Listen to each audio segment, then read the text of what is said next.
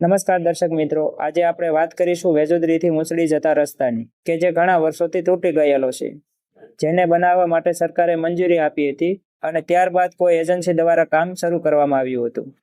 હાલમાં આ રસ્તાનું કામ અમુક ટકા પૂર્ણ થયેલ છે અને અમુક ટકા હજુ કામ બાકી છે, કે જેના કારણે આ રીતે મટીરિયલ બધું પાથરેલું છે, જેનાથી લોકો અત્યારે ખૂબ જ હેરાન થઈ રહ્યા છે.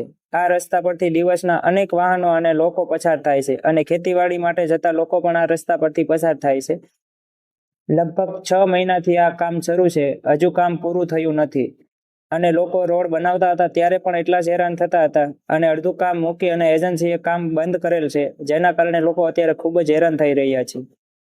હાલમાં આ રસ્તા પરથી લોકોને ચાલવામાં અને વાહનમાં ખૂબ જ મુશ્કેલી પડી રહી છે.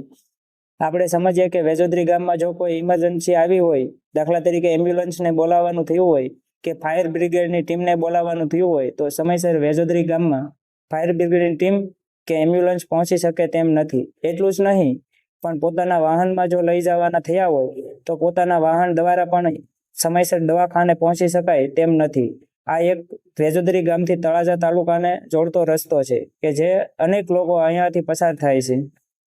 આ રસ્તાની આવી હાલત છે, જેના કારણે લોકો ગમે ત્યારે એક્સિડન્ટ થવાની પણ સંભાવના રહેલ. આ રસ્તા પર જે એજન્સીએ કામ શરૂ કર્યું હતું, તેણે અમુક ટકા કામ પૂર્ણ કરી અને મેટલ એટલે કે કપસી પાથરેલી હતી, જેને ફરી પાછી ભરી લીધેલ છે. જે સંપૂર્ણ ભરેલ નથી, અડધી ભરેલી છે અને અડધી હજી બાકી છે, જેના કારણે લોકોને ચાલવામાં મુશ્કેલી પડે છે અને તેના પર ગમે ત્યારે એક્સિડન્ટ થવાની પણ સંભાવના રહેલી છે.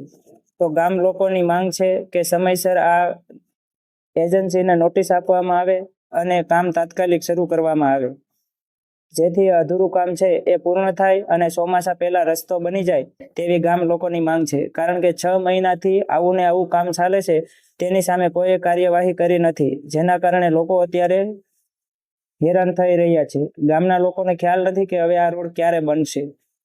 તો અધિકારી આના ઉપર કાર્યવાહી કરે અને તાત્કાલિક પગલાં લેવામાં આવે. હાલ તમે જોઈ શકો છો કે આ પ્રમાણે રસ્તાની હાલમાં સ્થિતિ છે.